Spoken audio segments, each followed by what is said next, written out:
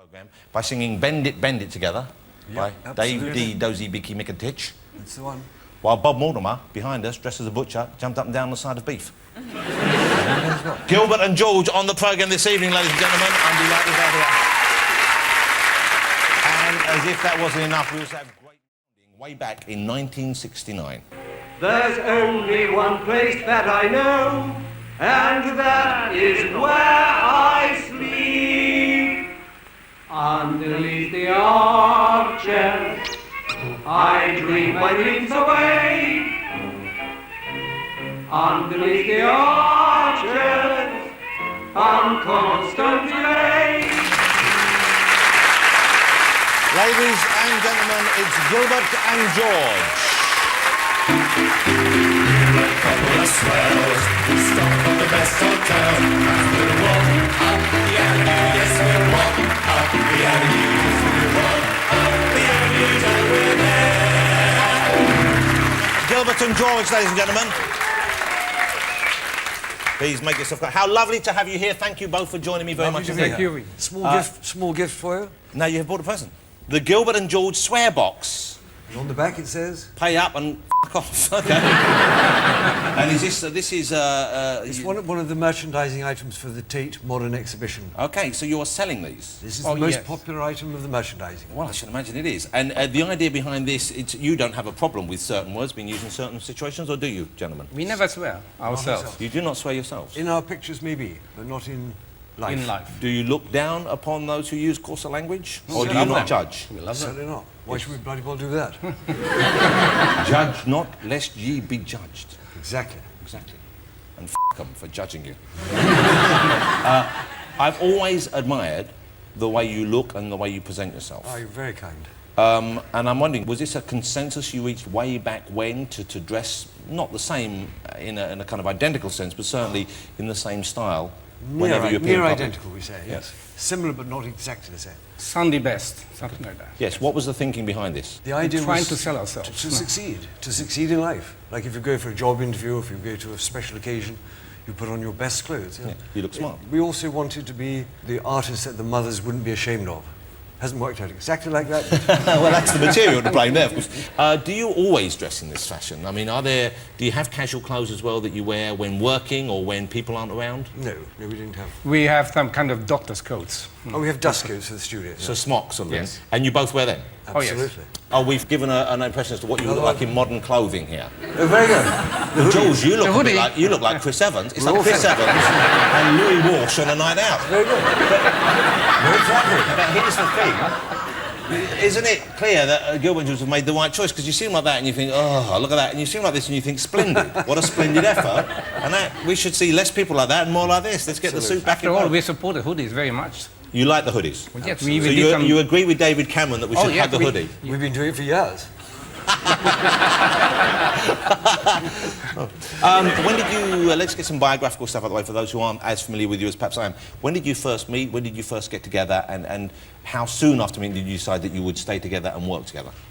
I think we met in 1967, yes, St. Martin's School of Art. So that's 40 years ago now. Yes. And year later, we started to work together. When they chucked us out of the school, we started to work together. And why did they throw you out of St. Martin's? I think we were just not the goody-goody students who would get a part-time teaching job, luckily. Yeah? So we were just there, alone in the world. We didn't have any money, and we just knew that we had to be artists, come what may.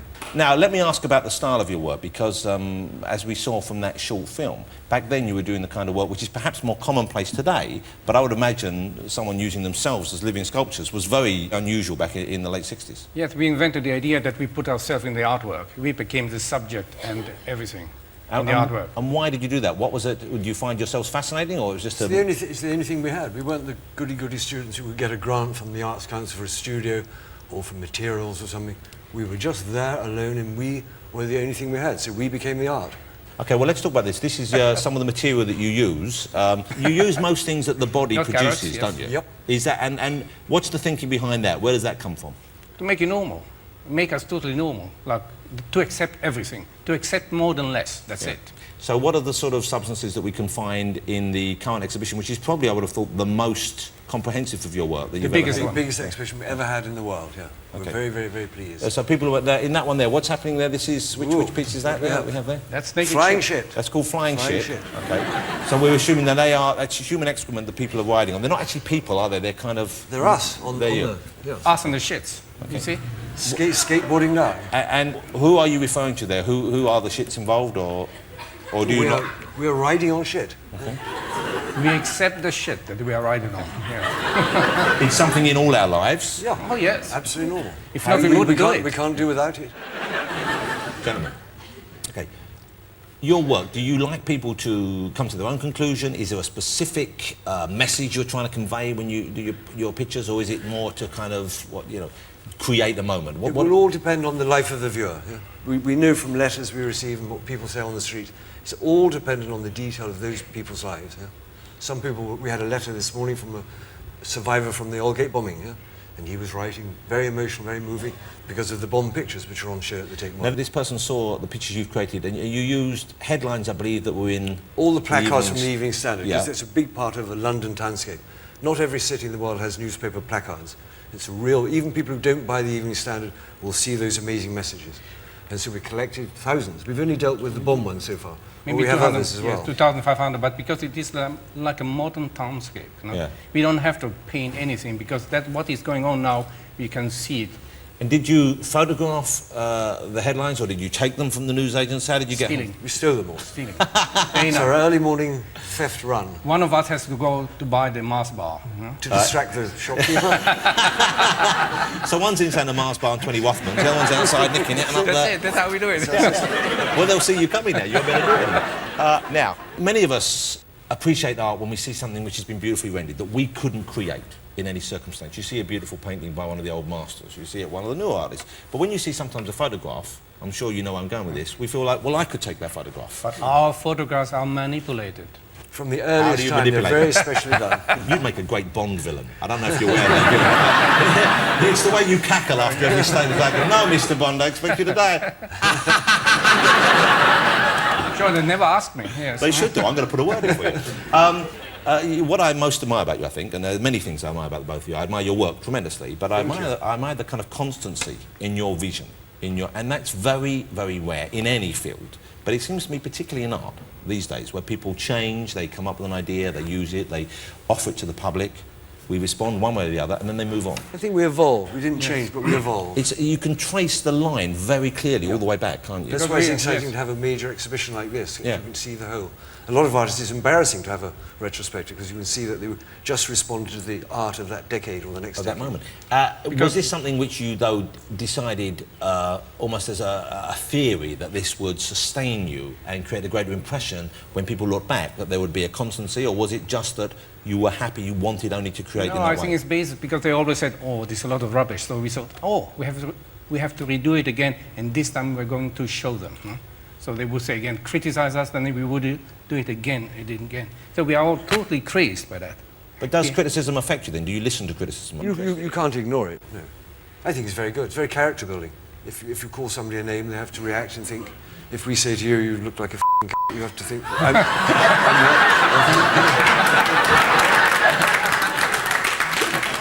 The whole thing there was played out with imagination only. There was no coin in the box there.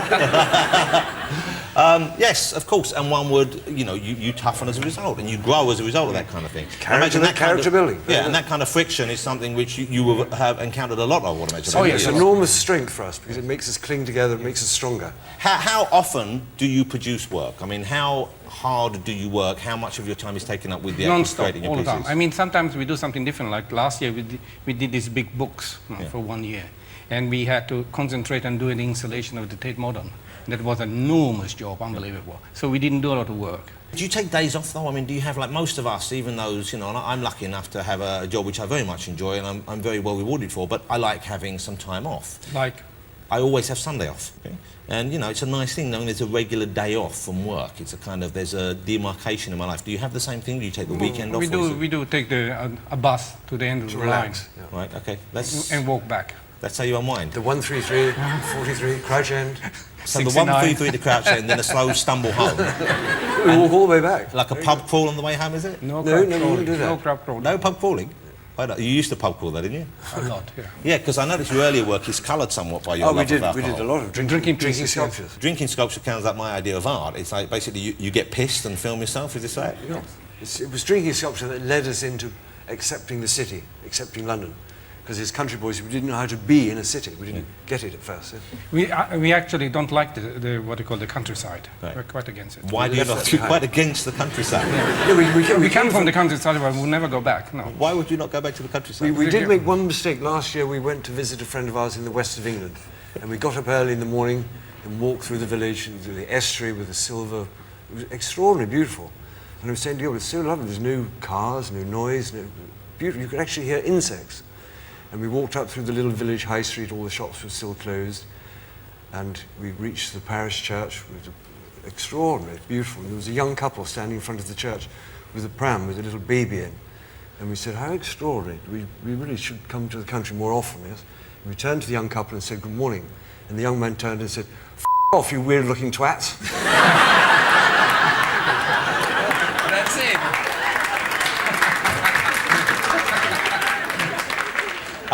We haven't really discovered what you do to unwind, ever. I'm assuming you're not going to give a lot away on this subject. But are there things, do you watch much television? Do you watch movies? Very little. Very little.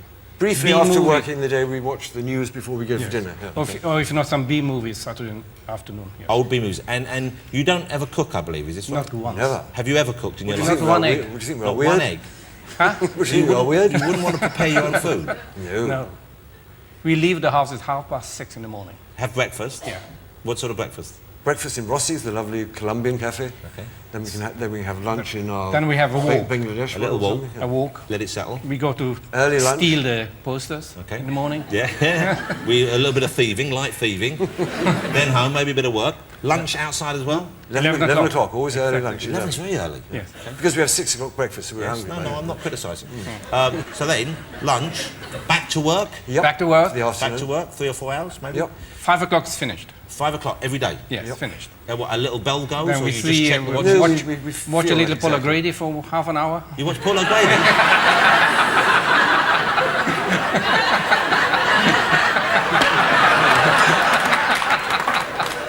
Has anyone ever pointed out that you do look quite like Louis Walsh to you, Gilbert? Oh, he's starting. Yeah. Are you blissfully unaware of who Louis Walsh is? I am. Yeah, I bet you are. I've no idea. Let me just, can I do a quiz on you, do you mind? Tell me if you know these people. Simon Cowell. Yes. Yep. Oh, you do know Simon Cowell, but Louis Walsh, no. Ah, yes, I know him. You do know him? He played with him.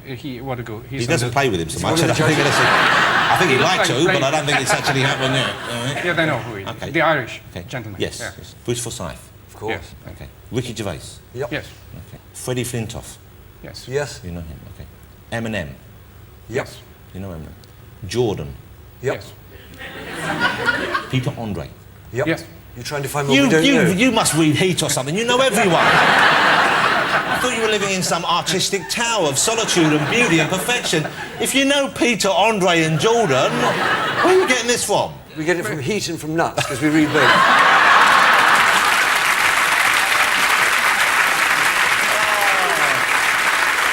Hey, listen, I've so enjoyed spending some time with you. And one of the things I very much admire about you is your desire to spread your art to everyone, to encourage people of all ages, all walks of life to look at your art, to think about what you're trying to say.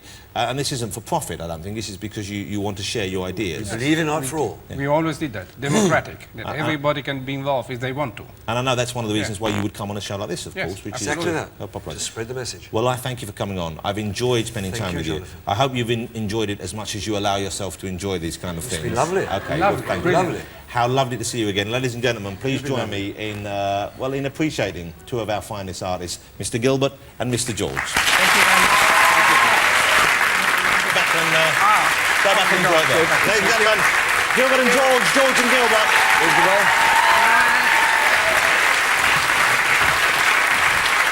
My thanks to all my guests tonight. Of course, the wonderful Gilbert and George, the fabulous taxi.